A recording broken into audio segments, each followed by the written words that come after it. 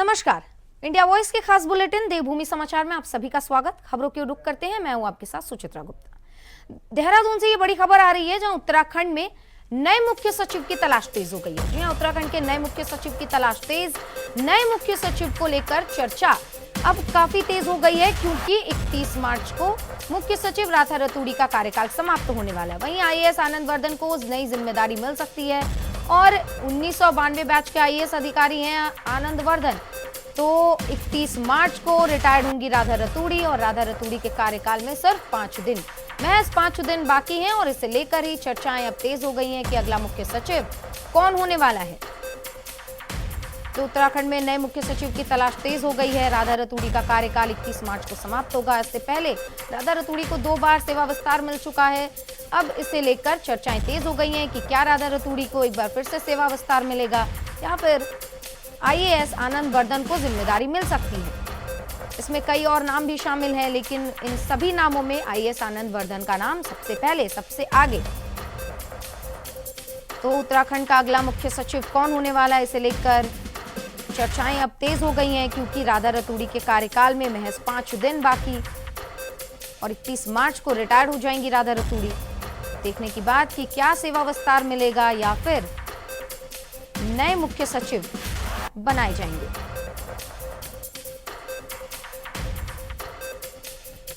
तो उत्तराखंड में अब नए मुख्य सचिव को लेकर चर्चाएं तेज हो गई हैं और नए मुख्य सचिव की तलाश में प्रदेश, क्योंकि 31 मार्च को मुख्य सचिव सीएस राधा रतूड़ी का कार्यकाल खत्म होने वाला है। महज 5 दिन रह गए हैं कार्यकाल समाप्त होने में, खत्म होने में, और इसीलिए उत्तराखंड में चर्चाएं तेज हो गई हैं कि अगला मुख्य सचिव कौन होने वाला है। क्या राधा रतूड़ी के कार्यकाल को देखते हुए उन्हें विस्तार दिया जाएगा या फिर नए मुख्य सचिव की तलाश जिस तरीके से उत्तराखंड, प्रदेश और सरकार कर रही है, इसी तरह नए मुख्य सचिव के तौर पर किसी और को ये पद दिया जाएगा।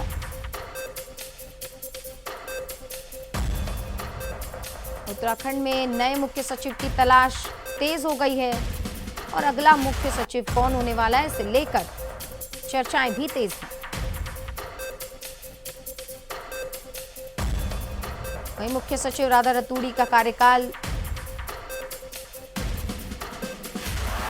इन्हें 2 बार सेवा विस्तार मिल चुका है राधा रतूड़ी को। अब देखने की बात कि क्या सेवा विस्तार फिर से मिलेगा या नए मुख्य सचिव बनाए जाएंगे। और तमाम जानकारियों के साथ हमारे सहयोगी धनराज हमारे साथ देहरादून से जुड़ गए हैं।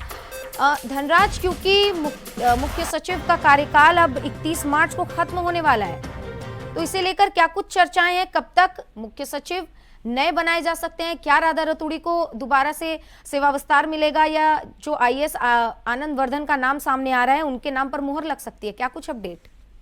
बिल्कुल सुचित्रा, देखिए जिस तरीके से देखा जाए कि उत्तराखंड के अंदर जो मुख्य सचिव की जिम्मेदारी निभा रही है इस समय राधा रतूड़ी, उनका कार्यकाल 31 मार्च को पूरा हो रहा है और माना जा रहा है कि नए मुख्य सचिव की जो ताजपोशी होनी है उसको लेकर कहने के चर्चाएं लगातार तेज होती हुई नजर आ रही, क्योंकि अभी तक देखा जाए कि जो राधा रतूड़ी इस पद को संभालती हुई नजर आ रही थी, उनका 31 मार्च को कार्यकाल समाप्त हो रहा है। हालांकि उनको पहले भी 2 बार प्रतिनियुक्ति पर रखा गया है और अब माना जा रहा है कि नए मुख्य सचिव जरूर बनाए जाएंगे, क्योंकि आप देखिएगा कि नए मुख्य सचिव में यदि बात की जाए किसका नंबर आने वाला है तो आने वाला वक्त बताएगा, लेकिन अभी जो तोड़ में शामिल बताए तो कई आईएएस अधिकारी हैं जो कि सीनियर रैंक पर रह चुके हैं और काफी समय तक कार्य कर रहे हैं, क्योंकि सबसे ज्यादा नाम जो उछलकर सामने आ रहा है वो आनंद वर्धन का निकलकर सामने आ रहा है, क्योंकि 1992 के बैच के अधिकारी हैं और कई पदों पर वो यहाँ पर सेवाएं दे चुके हैं।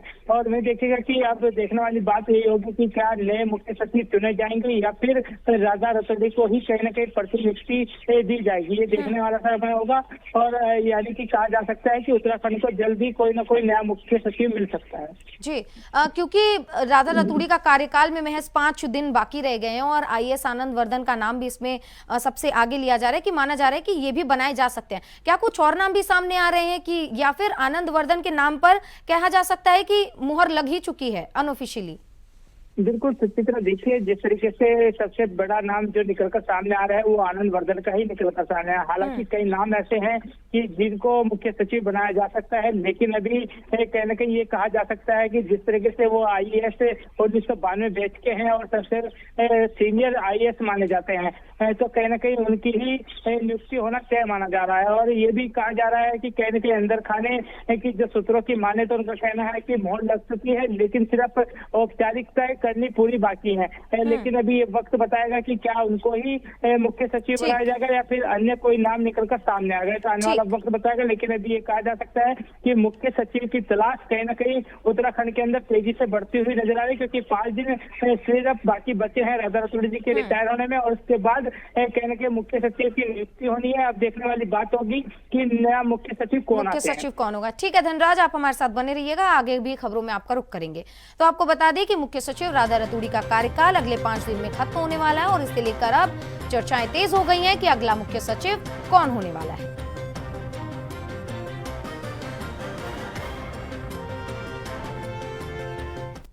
एक तरफ सीएम धामी 3 साल के कार्यकाल को पूरा करने के बाद तमाम जगहों पर कार्यक्रम कर रहे हैं और जनता तक उपलब्धियां पहुंचा रहे हैं, वहीं कांग्रेस अब सरकार का घेराव कर रही है। खबरों में आगे बढ़ते हुए आपको बता दें, उत्तराखंड में 4 धाम यात्रा का आगाज अप्रैल से शुरू हो जाएगा और इस बीच यात्रा के रजिस्ट्रेशन को अनिवार्य बना दिया गया है और यात्रा के रजिस्ट्रेशन में आधार कार्ड को लिंक कराना ये भी अनिवार्य है। वहीं इस पूरे मामले से नाराज 4 धाम तीर्थ पुरोहित और होटल एसोसिएशन के प्रतिनिधि सचिवालय में सचिव पर्यटन सचिन पूर्वे से मिले। सचिन पर्यटन की ओर से साफ किया गया है कि रजिस्ट्रेशन में फर्जीवाड़ा रोकने के लिए आधार लिंक किया गया है। वहीं आधार कार्ड के अलावा वोटर कार्ड समेत केंद्र सरकार के अन्य पहचान पत्रों का इस्तेमाल किया जा सकेगा। वहीं एसोसिएशन के विरोध पर सचिव ने साफ किया है कि पिछली यात्रा काल की घटनाओं को ध्यान में रखते हुए आधार लिंक करने के लिए कहा गया।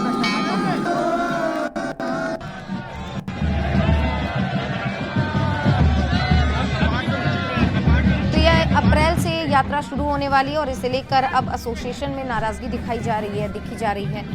वहीं यात्रा सचिव ने जो है ये साफ कर दिया है कि पिछले साल जो हुई घटनाएं, पिछली यात्रा की घटनाएं हैं, उनको ध्यान में रखते हुए ये फैसला लिया गया है कि आधार कार्ड अब लिंक करवाना होगा या फिर कोई भी सरकारी मान्यता पहचान पत्र जो प्राप्त है उसके द्वारा भी रजिस्ट्रेशन करवाया जा सकता है।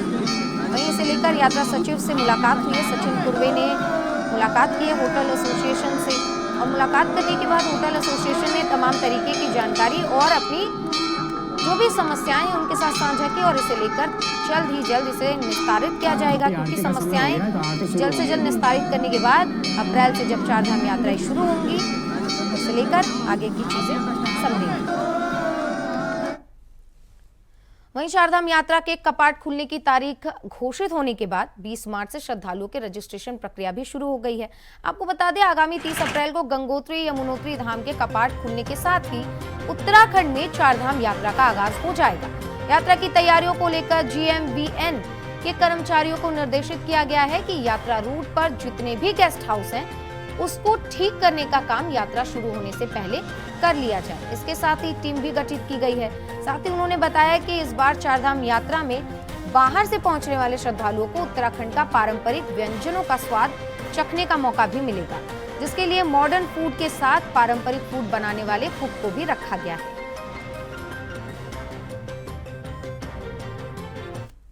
जो भी हमारे गेस्ट हाउसेस 4 धाम के रूट पर हैं, उन सभी रूट्स पर इंस्पेक्शन हो चुके हैं और टेंडर भी आमंत्रित हो चुके हैं। क्योंकि बहुत से गेस्ट हाउस ऐसे जो ऐसे लेवल पर हैं जहाँ पर बर्फ़ रहती है, तो उसमें काम तो जब थोड़ी सी बर्फ़ कम होगी तभी किए जाएंगे। चूँकि लास्ट ईयर भी उनमें रिनोवेशन कराया गया था, तो कोई बहुत बड़ा रिनोवेशन का वर्क नहीं है, तो वो हम जो भी हमारे पास समय है उसमें हम लोग उसको कर लेंगे। कुछ गेस्ट हाउसेस में परचेज ऑफ फर्नीचर का इशू है, तो वो हमारा परचेज जा करके और उसको वहाँ पर सिर्फ इंस्टॉल करना है। तो कंस्ट्रक्शन वर्क कम है और हमारे पास जो टाइम लिमिट है उसमें हम सारे कर लेंगे। हमारी टीम भी बनी हुई है और वो टीम इनका इंस्पेक्शन भी कर रही है और हम लोग टेक्नोलॉजी का भी प्रयोग करते हुए सभी गेस्ट हाउसेस की विजुअल्स, फोटोज और वीडियोस भी मंगवा रहे हैं, देखते रहते हैं, मॉनिटर करते हैं। तो 30 अप्रैल से 4 धाम यात्रा का आगाज होने जा रहा है, जिसको देखते हुए सरकार तीर्थयात्रियों को हर संभव सुविधा मुहैया कराने की तैयारी में लगी है। तो इसे लेकर कांग्रेस प्रदेश अध्यक्ष करण माहरा ने सरकार पर तंज कसा और कहा कि सरकार अगर जो दावा कर रही है वो सही है तो यात्रा के लिए बहुत अच्छी बात है, श्रद्धालुओं के लिए बहुत अच्छी बात है, लेकिन मैं कई गांव घूम कर आया हूं जहां कोई सुविधा नहीं है। और इसे लेकर करण माहरा ने क्या कुछ कहा है, सुनाते हैं।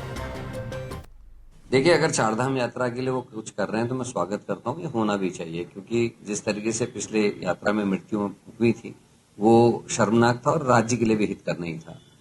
रही बात स्वास्थ्य सुविधाओं के बेहतर होने की, क्योंकि जो ग्रामीण क्षेत्रों में मैं जा रहा हूँ मेरे को तो कहीं अच्छा नहीं दिख रहा है। अस्पतालों में डॉक्टर नहीं है, दवाइयां नहीं है, पर्चे की कीमत तो बढ़ा दी लेकिन सुविधाएं नहीं बढ़ाई हैं। और धन सिंह रावत जी से आपके माध्यम से एक प्रश्न करना चाहता हूँ। एक ड्रोन से दवाई पहुंचाने का एक कार्यक्रम उन्होंने लॉन्च किया था, वो कहाँ है, उसकी आज स्थिति क्या है, वो क्यों बंद हुआ, चल रहा है, नहीं चल रहा, और चल रहा तो कहाँ चल रहा, कितनी दवाइयां उसे पहुंचाई गई, इसके बारे में धन सिंह रावत जी बताएं। दूसरा, अभी एक नियम है कि किसी भी अस्पताल में ऐसी दवाइयां नहीं रखी जाएंगी जिसकी एक्सपायरी जो है 3 महीने से कम रह गई हो या 3 महीने के आसपास हो। लेकिन जो दवाइयां पकड़ी गई हैं वो या तो एक्सपायरी डेट की पकड़ी गई हैं अभी बीच में, और ऐसी पकड़ी गई है जिनकी एक्सपायरी डेट जो है बमुश्किल 2 महीने 2.5 महीने रह गए। तो ये ऐसे प्रश्न हैं जो उनकी बातों को मैच नहीं करते, तो उनको इन चीजों में ध्यान देना चाहिए। भी हम लोगों ने नामित कर रहे हैं हम लोग, क्योंकि हमको बाहरी जिले से भी हम डॉक्टर्स मंगाते हैं, कुछ हम मेडिकल कॉलेज से मंगा रहे हैं, और कुछ इस बार गवर्नमेंट ऑफ इंडिया से हमने जो डिमांड करी है अराउंड 25-30 के अराउंड कि हमको विशेषज्ञ वो भी दें, जैसे फिजिशियन है या सर्जन है, ऑर्थो है और गायनी। तो 4 स्पेशलिस्ट की डिमांड हमारी गवर्नमेंट ऑफ इंडिया से भी हुई है बात, तो शायद वो भी हमें देंगे। तो इस तरह से हमारे जो टोटल हमारे इस चारधाम के रूट में जो हमारे कुछ तो ट्रांजिट डिस्ट्रिक्ट्स हैं और कुछ हमारे जो चारधाम के 3 डिस्ट्रिक्ट हैं। तो ट्रांजिट में हमारे जैसे हरिद्वार से स्टार्ट होते हैं, तो हरिद्वार हो गया, देहरादून हो गया, टिहरी है, पौड़ी, तो ये हमारे ट्रांजिट डिस्ट्रिक्ट्स हैं। तो यहाँ पर भी हमारे MRPs हैं, तो उसमें सारे मिला के जो टोटल होंगे वो हमारे कम से कम 1200 की स्ट्रेंथ है हमारे डॉक्टर्स एंड पैरामेडिकल्स, स्वास्थ्य मित्र, ये सब लगा के। तो इतना हमारी हम लोग ने वर्कआउट कर लिया है। तो देखिए अब मतलब अच्छा रहना चाहिए। तो प्रयागराज कुंभ संपन्न होने के बाद अब उत्तराखंड सरकार 2027 के अर्ध कुंभ को पूर्ण कुंभ के समान भव्य और दिव्य बनाने की तैयारी कर रही है, जिसको लेकर संतों की सर्वोच्च संस्था अखिल भारतीय अखाड़ा परिषद ने मुख्यमंत्री पुष्कर सिंह धामी के इस फैसले का स्वागत किया और कहा कि सरकार को संतों का पूर्ण समर्थन मिलेगा। इसी मुद्दे पर अखिल भारतीय अखाड़ा परिषद अध्यक्ष श्रीमंत रविंद्रपुरी से हमारे संवाददाता विकास चौहान ने खास बातचीत की। क्या कुछ उन्होंने कहा है, सुनवाते हैं आपको। प्रयागराज कुंभ सफल आयोजन के बाद अब उत्तराखंड सरकार 2027 में अर्ध कुंभ को कुंभ की तरह भव्य और दिव्य बनाने जा रही है। इस पर किस तरह की व्यवस्थाएं रहेंगी, क्या उसकी महत्ता रहेगी, इसी पर चर्चा के लिए आज हमारे साथ हैं अखिल भारतीय अखाड़ा परिषद के अध्यक्ष श्री महेंद्र रविंद्रपुरी जी। उनसे ही बात करेंगे। महाराज जी, सबसे पहले आपका स्वागत है मीडिया वॉइस में। और सबसे पहला सवाल यही कि जिस तरह से भव्य भी दिव्य कुंभ प्रयागराज में हुआ, उसके बाद अर्ध कुंभ 2027 में हरिद्वार में होना है, उसको सरकार कुंभ बनाने की तैयारियों में है, किस तरह से देखते हैं? इंडिया वॉइस को बहुत बहुत आशीर्वाद साधुवाद। यत्र योगेश्वरा कृष्णो यत्र पार्थो धनुर्धरा तत्र शरीर विजयो भूत्र ध्रुवा नितिर मित्र मम। जहाँ हमारे माननीय प्रधानमंत्री जी हैं और हमारे उत्तराखंड के मुख्यमंत्री जी है, वहाँ सब संभव। हमारी माननीय मुख्यमंत्री जी से वार्ता हुई थी। मुख्यमंत्री जी ने कहा था 2021 में जो कुंभ आया था, कोरोना के दौरान हम कुंभ को सफल नहीं बना पाए थे और बहुत कम संख्या में लोग यहाँ आए थे। और आपने देखा होगा उस समय साधु संत भी नहीं यहाँ कुंभ में आए थे क्योंकि कोरोना काल था। माननीय मुख्यमंत्री जी का ये कहना है कि क्यों न ऐसा हो कि हम इस बार का जो कुंभ आ रहा है अर्ध कुंभ को कुंभ का नाम दिया जाए और बहुत दिव्य और भव्य कुंभ किया जाए। हमने मुख्यमंत्री जी को आश्वासन दिया है जो भी हमारी ओर से सहायता होगी हम सरकार के साथ हैं और हमारा पूरा प्रयास होगा कि 2027 में जो कुंभ उत्तराखंड में होने जा रहा है हम पूरा सहयोग करेंगे। जितने भी अखाड़े, जितने साधु संत हैं जो हमारे देश विदेश में रहते हैं, सबको हम बुलाएंगे और सब शाही स्नान आदि जो भी हमारी परंपरा है उसका निर्वाह किया जाएगा। ये आपने देखा होगा कि हर अखाड़े के ये भी एक संयोग आपने देखा होगा। संयोग ऐसा है, जब भी हमारा हरिद्वार का अर्धकुंभ होता है उस समय हमारा उज्जैन का महाकुंभ आता है। इसीलिए जितने संत महात्मा है वो हरिद्वार का अर्धकुंभ मना नहीं पाते हैं। कई सालों के बाद ऐसा संयोग आया है कि हरिद्वार का जो अर्धकुंभ है ये 5 साल में ही आ रहा है। कहने का तात्पर्य कि उज्जैन मेले से 1 साल पहले आ रहा है, इसीलिए हमें यहाँ स्नान करने में, यहाँ इस कुंभ को मनाने में कोई दिक्कत नहीं आएगी। सारे सभी अखाड़ों का कहना, सभी अखाड़ों ने अपनी अपनी राय मुख्यमंत्री जी को भेजी है, डीएम साहब को भेजी है, जो हमारे मेला को देख रहे उनको भेजी है। सबने यही कहा है कि ठीक है आप कुंभ कीजिए, हम सब आपके साथ है। बाकी जितने भी अखाड़े सबका ये कहना है भाई जब संत महात्मा यहाँ आएंगे उनके लिए पंडाल आदि जो भी व्यवस्था मेले में होती है वो व्यवस्था उनको दी जाए और सभी संत महात्मा आकर के बहुत ही दिव्य और भव्य कुंभ करेंगे। क्योंकि संतों का अर्थ है शाही स्नान होगा, पंडाल बनेंगे, प्रवचन होंगे, देश विदेश से संत महात्मा आएंगे। जो भी श्रद्धालु स्नान के लिए वो यहाँ पहुंचेंगे वो नागा संतों से आशीर्वाद लेंगे। परंपराएं हमारी जो है जो पहले से चलती आई है उनका निर्वहन किया जाए। प्रयागराज का महाकुंभ हुआ, हम पूरा प्रयास करेंगे जैसे प्रयागराज की तरफ पे ही हमारा यहाँ महाकुंभ हो, इतना सुंदर कुंभ हो, दिव्य हो, भव्य हो और डिजिटल हो। और जो भी हम प्रयास करेंगे पूरा विश्व यहाँ आ जाए। देखिए हरिद्वार है, हरिद्वार आध्यात्मिक नगरी है और सभी साधु संत जितने महात्मा सभी हरिद्वार के निवासी है। अगर आप प्रयागराज में जाएंगे वहां कुंभ कौन करता है? हरिद्वार के संत ही वहां कुंभ करते हैं। अगर आप उज्जैन में जाएंगे वहां कुंभ कौन करता है?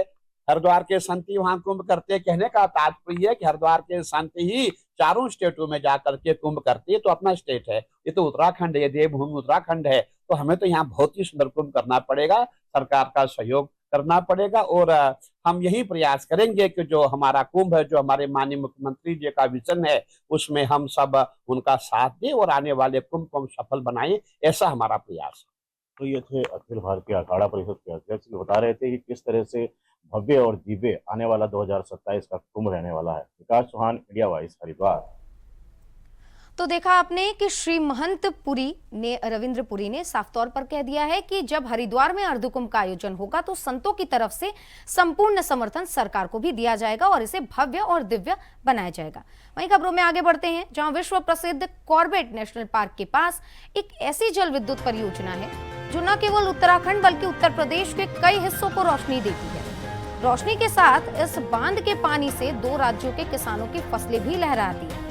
जी हाँ, हम बात कर रहे हैं रामगंगा बांध जल विद्युत परियोजना की, जिससे सरकार को हर साल करोड़ों का टैक्स भी प्राप्त होता है। तो वहीं कालागढ़ में टाइगर रिजर्व के पास, जहां से रामगंगा नदी बहती है, इसी नदी पर स्थित रामगंगा जल विद्युत परियोजना है। और इसकी खास बात यह है कि इस पावर प्लांट से सरकार को हर साल लगभग 20 से 30 करोड़ रुपए का टैक्स प्राप्त होता है। और रामगंगा विद्युत परियोजना में 3266 मेगावाट की मशीनें लगी हैं और इसकी कुल क्षमता 198 मेगावाट है। यह हर साल 300 से 350 मिलियन यूनिट बिजली का उत्पादन यहाँ से किया जाता है और इसी बिजली से उत्तर प्रदेश के धामपुर, अफजलगढ़, शेरकोट और उत्तराखंड के रामनगर जैसे क्षेत्रों में रोशनी पहुंचती है। इसे लेकर अधिशासी अभियंता ने क्या कुछ कहा है, सुनाते हैं।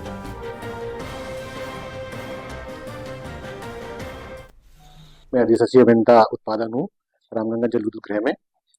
ये यूजीएनएल का प्लांट है। इसमें लगी हुई है 3x66 मेगावाट की मशीनें हैं और मेरा टोटल इसका जो कैपेसिटी है 198 मेगावाट है टोटल कैपेसिटी। तो हम करीब इसमें से 300 से लेकर 350 एमयू एनुअली हम लोग जनरेट करते हैं। तो करीब करीब हमारा जो रेवेन्यू है 25 से 30 करोड़ का रेवेन्यू यहाँ से जनरेट होता है करीब करीब। ये सप्लाई हमारे 4 फीडर जाते हैं 132 केवी के, 2 तो उत्तराखंड के हैं, 2 यूपी के हैं। जैसे आपका शेरकोट है, धामपुर है और आपका अफजलगढ़ है एक, और आपका रामनगर फीडर जाता है। ये 4 फीडर हमारे जाते हैं यहाँ पे। इसमें बेसिकली ये जो हमारा ये प्लांट है ये हमारा डैम बेस्ड है। तो डैम से हमें पानी जब छोड़ा जाता है तो ही हमारा उत्पादन हम लोग करते हैं इसमें से। तो जैसे कि ये जब बरसात के टाइम पे ये प्लांट बंद रहता है क्योंकि उसमें पानी की रिक्वायरमेंट होती नहीं है, क्योंकि ये पानी जो है यूपी को दिया जाता है। तो यूपी को बरसात के टाइम में पानी की आवश्यकता नहीं होती है। तो इसी वजह से ये सिर्फ बरसात के टाइम पे, जैसे कि ये 15 जून को बंद कर दिया जाता है और ये 15 अक्टूबर को दोबारा से पानी छोड़ा जाता है, क्योंकि उस समय फिलिंग का टाइम होता है डैम का, बरसात का पानी। तो वहीं हरिद्वार से एक हैरान करने वाला मामला सामने आया, जहां पूर्व बीजेपी विधायक सुरेश राठौर की बेटी की आपत्तिजनक फोटो वायरल करने और ब्लैकमेल करने के सनसनीखेज मामले में अब पुलिस ने खुलासा किया है। इस मामले में रानीपुर पुलिस ने मुख्य आरोपी को गिरफ्तार कर मोबाइल फोन जब्त किया है। पूर्व विधायक की पत्नी होने का दावा करने वाली दूसरी आरोपी अभिनेत्री उर्मिला सानवर है। आपको बता दें, इसे लेकर अब पुलिस पूरी जांच में जुट गई है और पुलिस ने आरोपी युवक को यूपी के सहारनपुर से गिरफ्तार किया है। तो इसी के साथ देवभूमि समाचार में बस इतना ही। आप बने रहिए इंडिया वॉइस के साथ। नमस्कार।